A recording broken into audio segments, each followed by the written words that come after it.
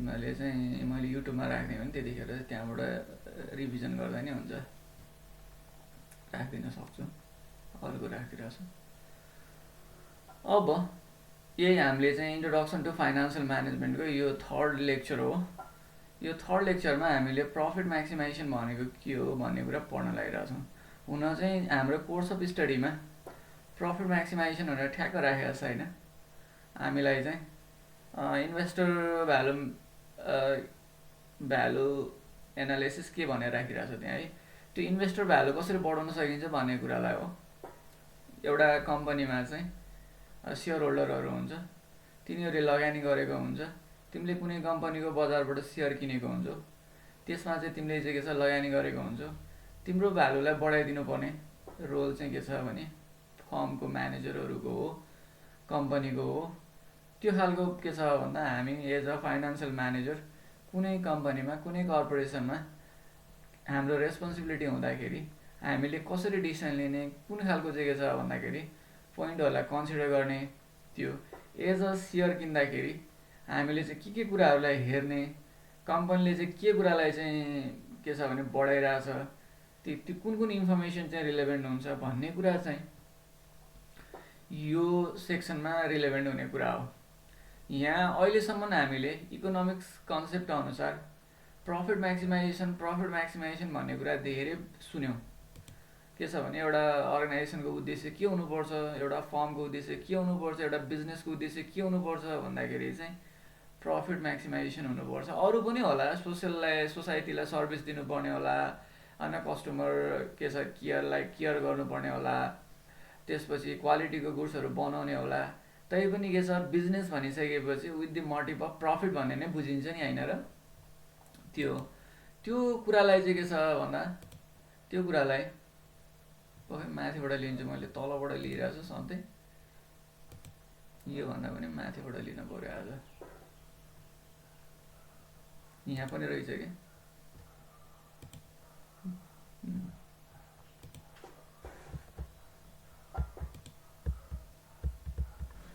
यहाँ माथिबाट लिँदाखेरि चाहिँ यो विन्डो एक्टिभ हुँदैन रहेछ।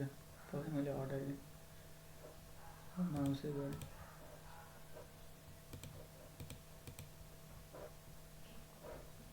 तलबाट लिनुपर्ने रहेछ। हामीले प्रफिट म्याक्सिमाइजेसन भनिरहेछौँ जहिले पनि। अब प्रफिट म्याक्सिमाइजेसन भनेको के हो भन्दाखेरि सिम्पली हामीले सेल्स रेभेन्यूलाई बढाउने र कस्टलाई घटाउने। हाम्रो प्रफिट भनेको त्यही नै हो नि होइन। Profit is equal to sales minus के हो त कस्ट। यो चाहिँ इकोनोमिक्स कन्सेप्ट हो कि। इकोनोमिक्समा चाहिँ के भन्छ भने प्रफिट भनेको सेल्स रेभेन्यू माइनस कस्ट गऱ्यो भने प्रफिट आउँछ। हामीले सेल्सलाई म्याक्सिमाइज गर्ने, कस्टलाई मिनिमाइज गर्ने सकेसम्म, र अनि त्यो दुइटाको के छ भन्दा फङ्सनलाई चाहिँ हामीले चाहिँ एडजस्ट गर्ने हो भने प्रफिट म्याक्सिमम हुन्छ भन्छ कि त्यसलाई।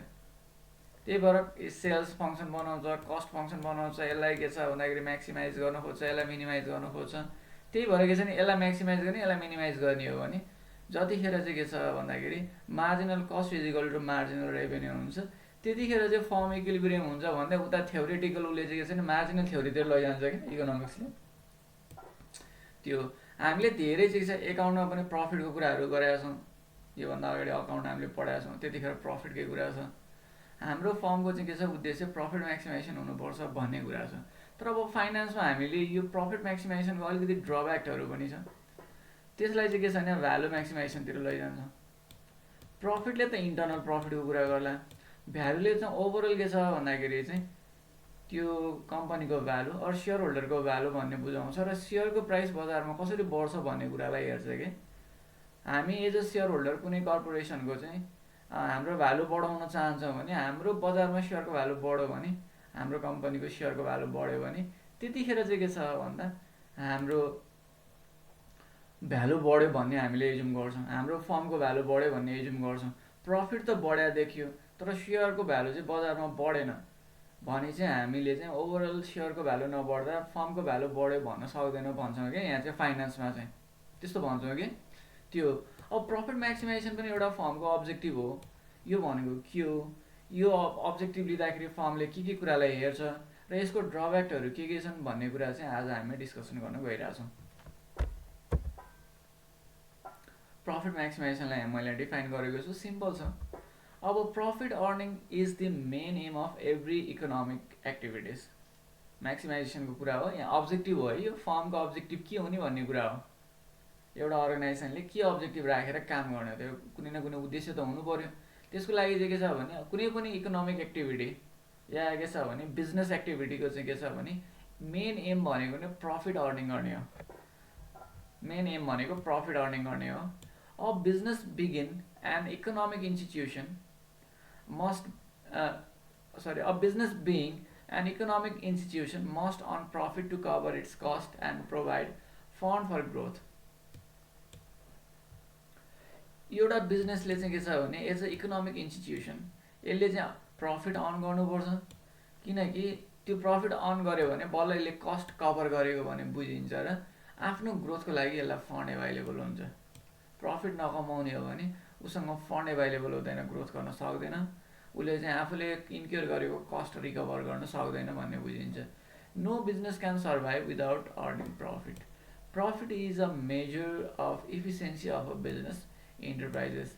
यो इकोनोमिक्समा चाहिँ के भन्छ भने प्रफिट अर्निङ नै किन अर्गनाइजेसनको गोल हुने त, सोसाइटीलाई सर्भिस गर्ने गोल राख्दा पनि हुन्छ नि भन्ने कुरामा एनालिसिस गर्दाखेरि चाहिँ यदि सोसाइटीलाई सर्भिस गर्ने गोल राख्यो भने चाहिँ के हुन्छ भन्दाखेरि त्यो फर्म लङ रनमा इनइफिसियन्ट हुन्छ, त्यसले प्रपरली म्यानेज पनि गर्दैन। जस्तो भनौँ न सरकारी कम्पनीहरूले के भन्छ, हामीले त के छ जनतालाई सेवा गर्न लाग्यो, जनतालाई सेवा गर्नको लागि हो भनेर भनिरहेको हुन्छ। अब जनतालाई सेवा गर्ने भनेर खोलेको सरकारी के छ व्यवसायहरू कति इनइफिसियन्ट छ, त्यहाँका कर्मचारी कति अल्छी हुन्छन्, त्यसले घाटा खाए पनि सरकारले त्यसलाई सब्सिडी दिएर चलाइरहेको हुन्छ। जस्तो भनौँ हाम्रो यहाँ यो डिडिसी सरकारी संस्थान हो नि, अब त्यसमा सधैँ घाटा भइरहेको हुन्छ। त्यहाँका कर्मचारीहरूको अहिले प्राइस हेर्ने हो भने, अनि त्यसपछि गुडविल हेर्ने हो भने अहिले बजारमा सबैभन्दा राम्रो गुडविल सरकारी त्यसैको छ, प्राइस उसैको राम्रो छ, सबैभन्दा महँगो सामान नै उसैको छ। उसले चाहिँ उसको प्रडक्टहरू हेर्ने हो भने त्यति सस्तो छैन, तैपनि ऊ के छैन लसमा छ। त्यहाँ चाहिँ के छ प्राइस महँगो छ, कस्टमरलाई पनि नराम्रो। उनीहरूले दुध उठाउँदाखेरि के छ भन्दाखेरि अब फार्मरलाई पनि कम्पिटेटिभ प्राइस दिएका छन्, कहिलेकाहीँ फार्मरलाई राम्रोसँग पैसा पे गर्न सक्दैनन्। त्यो भनेको इनइफिसियन्ट वेबाट चलिरहेछ नि। यदि त्यसले प्रफिट कमाउँछ, त्यसले नाफा कमाइरहेछ भने चाहिँ त्यो बिजनेस इफिसियन्ट छ भन्ने बुझिन्छ। एउटा कुरा इकोनोमिक्समा अर्को पनि के भन्छ भने प्रफिट कमाउन नसक्नेहरू लङ रनमा सस्टेन गर्न सक्दैनन् र एक्जिट हुन्छन् बजारबाट भनेर भन्छ नि त। कम्पिटिसन हुन्छ, जसले चाहिँ कम्पिटिसनमा चाहिँ के छ भने राम्रोसँग चाहिँ कस्ट घटाउन सक्छ, जसले चाहिँ क्वालिटीको गुड्स लिएर आउन सक्छ, त्यसले मात्र के छ भने सस्तोमा सामान बेच्न सक्छ, राम्रो सामान, र त्यो मात्र लङ रनमा बजारमा एक्जिस्ट हुन्छ। अदरवाइज अरू सबै जो चाहिँ सक्दैन त्यो चाहिँ के छ भन्दाखेरि चाहिँ बजारबाट एक्जिट हुन्छ र बजारमा चाहिँ इन्ट्री र एक्जिट भइरहन्छ भनेर हामीले पढाएको छौँ नि इकोनोमिक्समा कहीँ। त्यो कारणले गर्दा प्रफिट नकमाउने हो भने त्यो छ के छ भन्दा त्यो कम्पनी इफिसियन्ट छैन भन्ने बुझिन्छ। त्यसले बजारमा कम्पिटिसन गर्न सकेको छैन, राम्रोसँग चाहिँ त्यसले कम्पिटेटिभ प्राइसमा वस्तु उत्पादन गर्न सकेको छैन भन्ने बुझिन्छ भन्छ क्या यसले।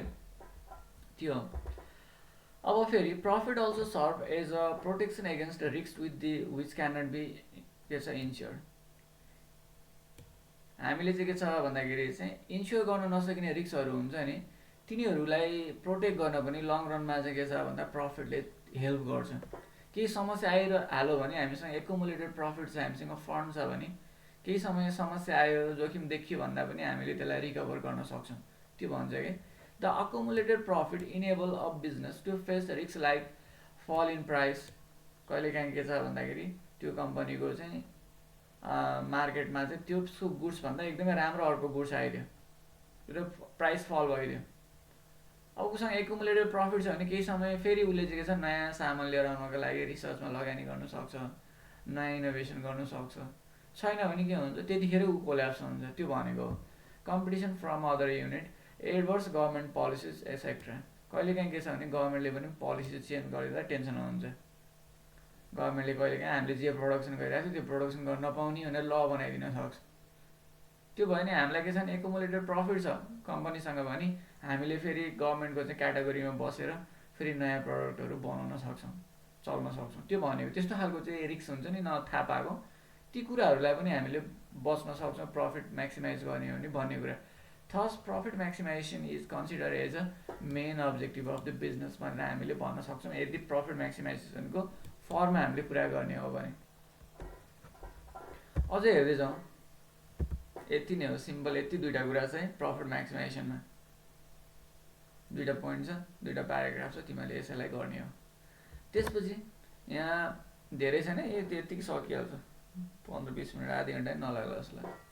त्यसपछि के छ भन्दाखेरि argument in favour of profit maximization as a objective of business, यो एउटा छ अनि अर्को छ एगेन्स्ट पनि छ है, फेभरमा पनि छ एगेन्स्टमा पनि छ। अब प्रफिट म्याक्सिमाइजेसन नै किन अब्जेक्टिभ हुनुपर्छ बिजनेसको भन्ने कुरामा चाहिँ हामीले चाहिँ के छ भने यी कुराले आर्गुमेन्ट गर्न सकिन्छ, यो पोइन्टले चाहिँ भन्न सकिन्छ भन्ने कुरा हो। फर्स्टमा when profit earning is the aim of the business, then profit maximization should be the obvious objective। यसले भनेको त्यो हाम्रो प्रफिट अर्निङ नै एम हो भने बिजनेसको प्रफिट म्याक्सिमाइजेसन अभियस अब्जेक्टिभ हुनुपर्छ भन्ने एउटा आर्गुमेन्ट। त्यसपछि profitability is a barometer of measuring efficiency, मैले अघि भनेको कुरा हो यो। तिम्रो फर्म इफिसियन्ट छ भन्ने कुरा चाहिँ तिमीले नाफा कमाएकोमा हुनुपर्छ अरे क्या।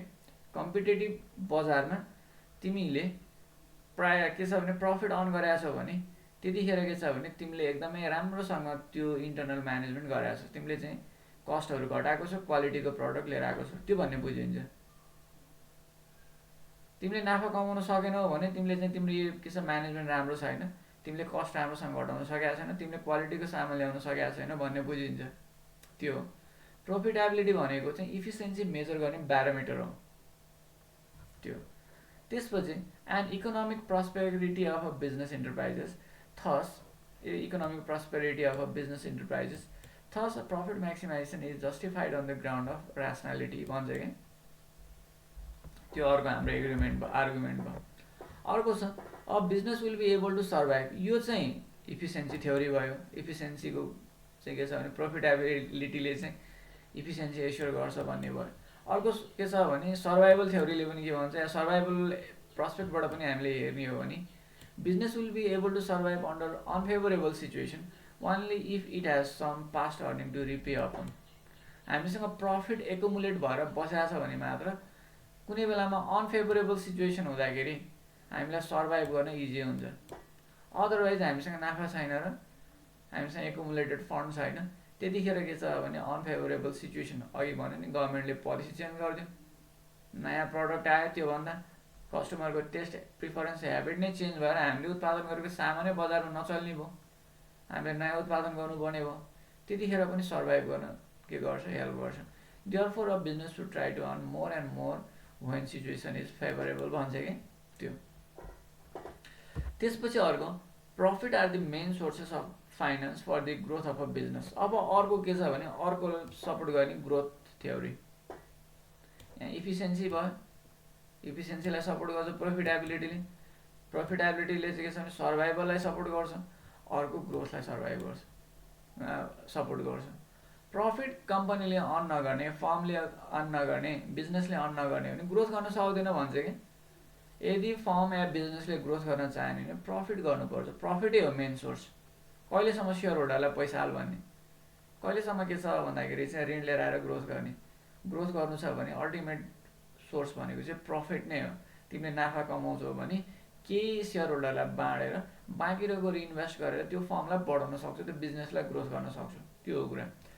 So a business should aim a maximization of a profit for enabling its growth and the development, त्यो कुरा। प्रफिटले इफिसियन्सीलाई सपोर्ट गर्छ, प्रफिटले लङ रनमा सर्भाइभ गर्न हेल्प गर्छ बिजनेसलाई, के छ भन्दाखेरि प्रफिटले चाहिँ बिजनेसलाई ग्रोथ गर्नलाई सपोर्ट गर्छ। त्यसपछि अर्को छ सोसाइटल गोल। अब सोसाइटल गोल के छ भन्दा किन नहुने त, के छ भने अर्गनाइजेसनको भन्ने पनि हुन्छ नि त, अर्गनाइजेसनले सोसाइटीलाई नि त केही कन्ट्रिब्युट गर्नु पऱ्यो, उसले चाहिँ कर्पोरेट सोसल रेस्पोन्सिबिलिटी लिनु पर्ला, उसले चाहिँ के छ भन्दाखेरि चाहिँ च्यारिटीहरूमा केही कन्ट्रिब्युसन गरिदिनु पर्ने होला, उसले चाहिँ के छ इन्भाइरोमेन्टल प्रोटेक्सनमा पनि केही पैसा दिन मन लाग्ला अर्गनाइजेसनलाई, नाफा मात्रै कमाउने भन्दा। अब कम्पनीले नाफै कमाउन सकेको छैन, कम्पनीले के छ भन्दा कम्पनीसँग पैसै छैन, व्यवसायसँग पैसै छैन भने उसले सोसल गोल एचिभ गर्न सक्ला त? सक्दैन। त्यो भएको कारणले गर्दाखेरि के छ भन्दाखेरि प्रफिटेबिलिटीले अर्गनाइजेसनलाई चाहिँ सोसल गोलहरू पनि फुलफिल गर्नलाई सपोर्ट गर्छ। अर्गनाइजेसनको अब्जेक्टिभ भनेको आफ्नो के छ भने प्रडक्टलाई इफिसियन्ट वेमा लैजाने, आफू लङ रनमा सर्भाइभ गर्ने, आफ्नो के छ भने अर्गनाइजेसनलाई ग्रोथ गर्दै लैजाने। त्यस्तै के छ भने अर्गनाइजेसनले सोसल गोलहरू पनि एचिभ गर्ने हुन सक्छ होइन। नाफा मात्र कमाउने या के छ भन्दाखेरि चाहिँ प्योरली बिजनेस इकोनोमिक थट मात्र नभएर सोसल थट पनि व्यवसायको चाहिँ फिलोसफी हुनसक्छ। व्यवसायको चाहिँ के छ भन्दाखेरि चाहिँ त्यो ढङ्गबाट व्यवसायले सोच्न सक्छ, व्यवसायका ओनरहरूले त्यो ढङ्गबाट सोच्न सक्छन् होइन। त्यतिखेर पनि प्रफिट त चाहियो। घाटा खाएको कम्पनीले त कहाँ सोसल काम गर्न सक्छ र? जसले राम्रोसँग पैसा कमाइरहेछ, प्रफिट बनाइरहेछ, त्यसले नै के गर्न सक्छ भन्दाखेरि चाहिँ सोसल गोलहरूमा पनि काम गर्न सक्छ। त्यो भएको कारणले गर्दाखेरि a firm by pursuing the objective of profit maximization also maximize the socio economic welfare. Socio economic welfare बढाउनुको लागि पनि यो सोसल गोलमा चाहिँ के छ भन्दाखेरि अन्य कुराहरू अरू स्टेक होल्डरलाई पनि, जस्तो प्रफिट छ भने के हुन्छ, गभर्मेन्टले ट्याक्स पनि पाउँछ। प्रफिट छ भने के हुन्छ भन्दाखेरि चाहिँ इम्प्लोइले राम्रो स्यालेरी बोनसहरू पनि पाउँछ। प्रफिट छ भने टाइममा के छ भन्दाखेरि सप्लायरहरूलाई पैसा पनि तिर्न सकिन्छ। प्रफिट छ भने सोसाइटीलाई के छ भन्दाखेरि च्यारिटी पनि गर्न सकिन्छ। प्रफिट छ भने नै के छ भन्दाखेरि चाहिँ हामीले सेयर होल्डरलाई, बोन्ड होल्डरलाई चाहिँ टाइममा के छ भने ब्याज र के छ भन्दाखेरि चाहिँ सामा फिर्ता गर्ने, उनीहरूलाई चाहिँ डिभिडेन्ड तिर्ने गर्न सकिन्छ भने अभियसली के छ भने यस्तो खालको टोटल इकोनोमिक सोसियो इकोनोमिक वेलफेयरलाई हामीले म्याक्सिमाइज गर्ने हो भने हामीले के गर्नु पर्यो भने कम्पनीको प्रफिटेबिलिटीलाई बढाउनु पर्छ भन्ने हाम्रो अब्जेक्टिभ हुनुपर्छ एउटा बिजनेसको भन्ने चाहिँ यसको फेभरमा आर्गुमेन्ट गर्नेहरूले चाहिँ यस्तो भन्छन् रे के है। बुझ्छ है कुरा? केही छ ल भन त, सोध त। कतिजना भयो तिमीहरू? अहिले चाहिँ 6 जना 5 जना आएछन् स्टुडेन्टहरू। ल ठिकै छ। केही छ भने सोध, होइन भने अब यसको एगेन्स्टमा म कुरा गर्छु। प्रफिट म्याक्सिमाइजेसनमा केही ड्रब्याकहरू छ। यसले क्लियर भिजन दिँदैन कि ठ्याक्कै यही गर्ने भन्ने भिजन दिँदैन। भन त के भन्न खोज्यो? छैन भन्न खोजेको हो।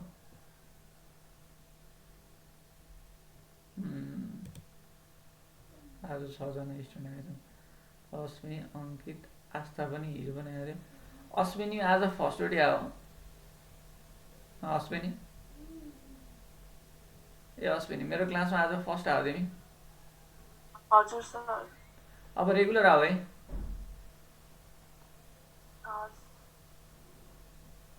मुकेश देखेँ पहिला पनि, अश्विनीलाई देखेँ, अङ्कितलाई देखेँ, अविरल पनि देखेँ थिएँ। आस्था हिजोबाट आयो जस्तो लाग्छ। ल ठिक छ बढिरहेछ, आउँछ न। अब प्रफिट म्याक्सिमाइजेसनको फर्ममा चाहिँ हामीले के भन्यो? प्रफिट भयो भने इफिसियन्ट हो व्यवसाय भन्ने बुझिन्छ। प्रफिट भयो भने लङ रनमा सर्भाइभ गर्न सकिन्छ। प्रफिट भयो भने कम्पनीले ग्रोथ गर्न सक्छ। प्रफिट भयो भने सोसियल गोलहरू एचिभ गर्न सकिन्छ। र सोसियो इकोनोमिक वेलफेयरको कुरामा चाहिँ सबै स्टेक होल्डरलाई सपोर्ट गर्न सकिने भनेको नाफा कमाए सरकारलाई ट्याक्स दिन सक्यो, सरकार पनि खुसी हुन्छ। नाफा कमाए इम्प्लोइलाई बोनस दिन सक्यो, इम्प्लोइ पनि खुसी हुन्छ, स्यालेरी बढाइदिन सक्यो। नाफा कमायो के छ भन्दा सप्लायरलाई टाइममा पैसा बुझाउन सक्यो, सप्लायरहरू पनि खुसी हुन्छन्। नाफा कमाए के छ भन्दाखेरि बोन्ड होल्डरलाई ब्याज टाइममा तिर्न सक्यो, उसको सामा फिर्ता गर्न सक्यो, बोन्ड होल्डर पनि खुसी हुन्छ। प्रिफरेन्स सेयरहरू छ भने प्रिफरेन्स सेयरले डिभिडेन्ड पाउँछ, ऊ पनि खुसी हुन्छ। सेयर होल्डरले के छ भन्दाखेरि डिभिडेन्ड पाउँछ, ऊ पनि खुसी हुन्छ। त्यो भएको कारणले गर्दाखेरि प्रफिटेबिलिटी भयो भने ओभरअल के छ भन्दाखेरि सोसियो इकोनोमिक वेलफेयर यसले इन्क्रिज गर्छ।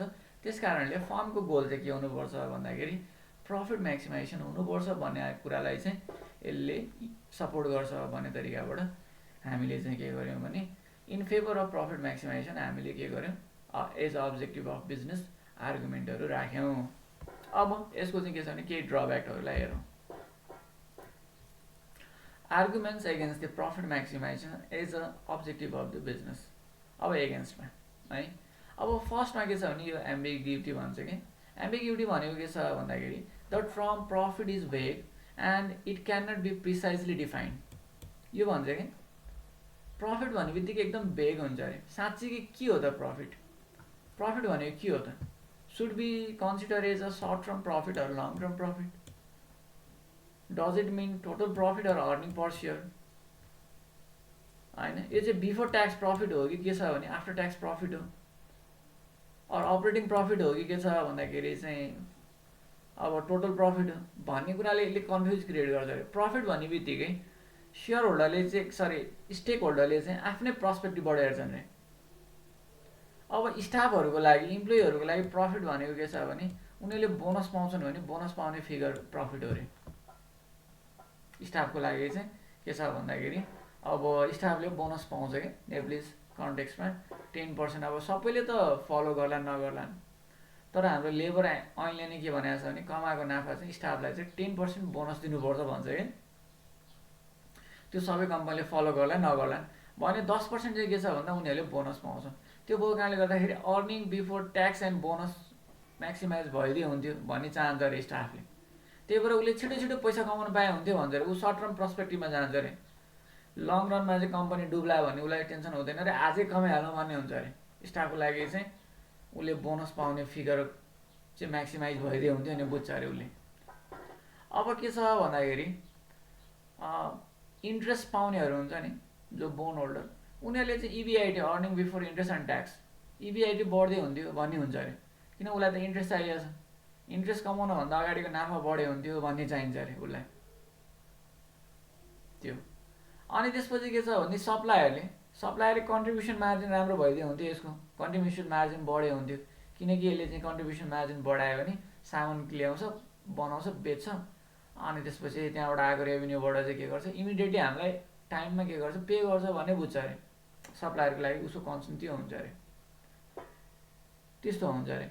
अब के छ भन्दा त्यो भएको कारणले गर्दाखेरि प्रफिट भन्ने बित्तिकै कुन प्रफिट त, कुन चाहिँ के छ भने कसलाई हामीले फोकस गर्ने त भन्ने कुरामा चाहिँ के छ भन्दाखेरि यसले चाहिँ डाइरेक्ट प्रिसाइजली डिफाइन गर्दैन। यो चाहिँ ग्रोस प्रफिट हो कि नेट प्रफिट हो, ग्रोस प्रफिट हो कि नेट प्रफिट हो त्यो थाहा हुनु पऱ्यो। त्यो त्यसले भन्दैन सर्ट टर्म प्रफिट हो कि लङ टर्म प्रफिट हो त्यो भन्दैन, बिफोर ट्याक्स प्रफिट हो कि आफ्टर ट्याक्स प्रफिट हो यसमा पनि फरक पर्छ। तिमीले चाहिँ के छ भने बिफोर ट्याक्स प्रफिट मात्रै बढाउने हो भने तिमीले के छ सेयर होल्डरबाट चाहिँ तिमीले पैसा लिएर आयो हुन्छ।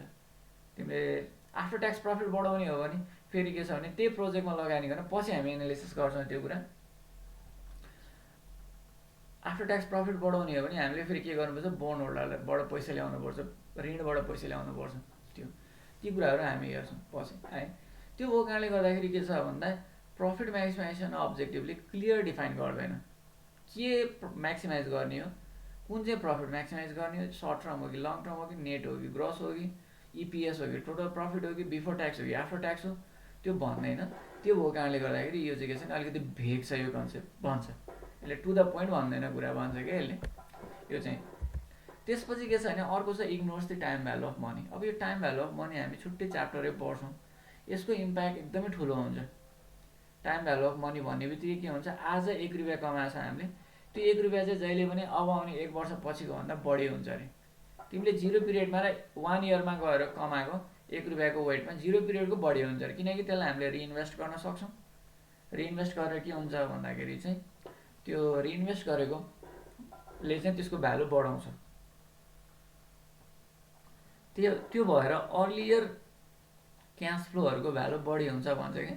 त्यो भएको कारणले गर्दाखेरि प्रफिट कुन टाइममा गएर गर्ने त सर्ट टर्म र लङ टर्म भने नि मैले सर्ट टर्म र लङ टर्म भने त्यसले फरक पार्छ।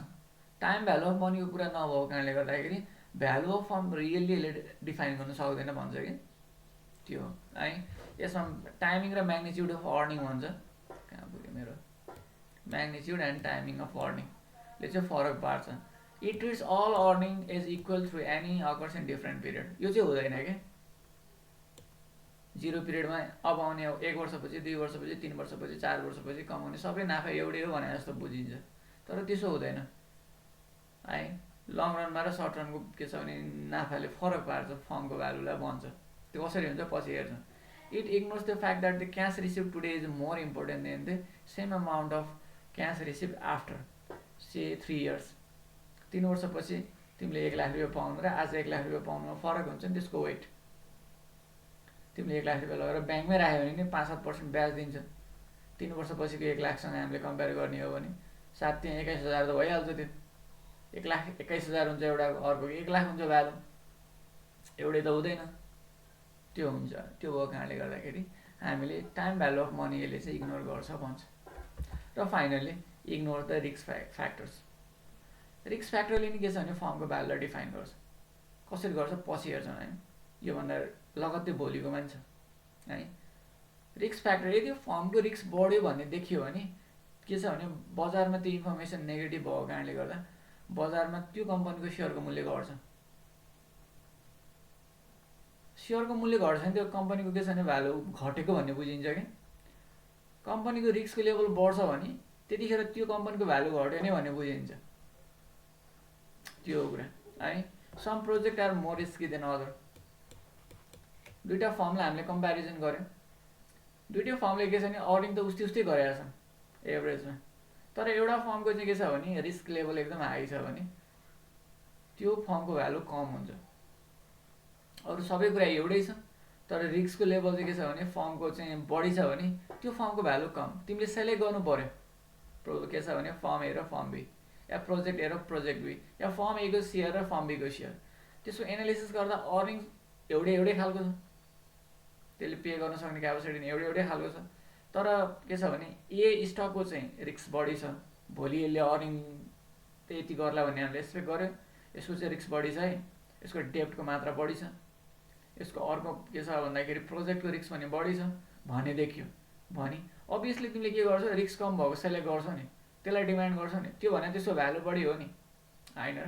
त्यो भएको कारणले गर्दाखेरि के छ भने प्रफिट म्याक्सिमाइजेसन थ्योरीले चाहिँ रिस्कको फ्याक्टरलाई चाहिँ इग्नोर गर्छ। रिस्क फ्याक्टरले पनि के गर्छ भन्दा फर्मको भ्यालुलाई इफेक्ट गर्छ।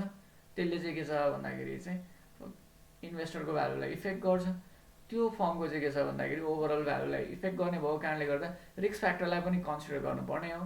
तर प्रफिट म्याक्सिमाइजेसन भनेपछि त्यसले चाहिँ त्यो रिस्क फ्याक्टरलाई इग्नोर गर्ने भएको कारणले गर्दा यसमा चाहिँ के छ भने केही ड्रब्याक छ भनेर हामीले चाहिँ यो profit maximization as a objective of firm business or फर्मलाई चाहिँ हामीले चाहिँ के छ यो चाहिँ त्यति राम्रो छैन, यसको एगेन्स्टमा यी कुराहरू छन् भनेर नेगेटिभ पोइन्ट हामीले पोइन्ट आउट गर्न सक्छौँ।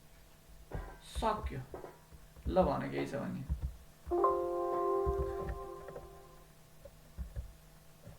मैले स्टप सेयर गरेँ, केही छ भने भन। अर्को एकजना मान्छे पनि आएछ है, को आएछ भने हेर्छु। शरद आओ, आस्था, अश्विनी, अब्दुल, अङ्कित, अस्मी, मुकेश।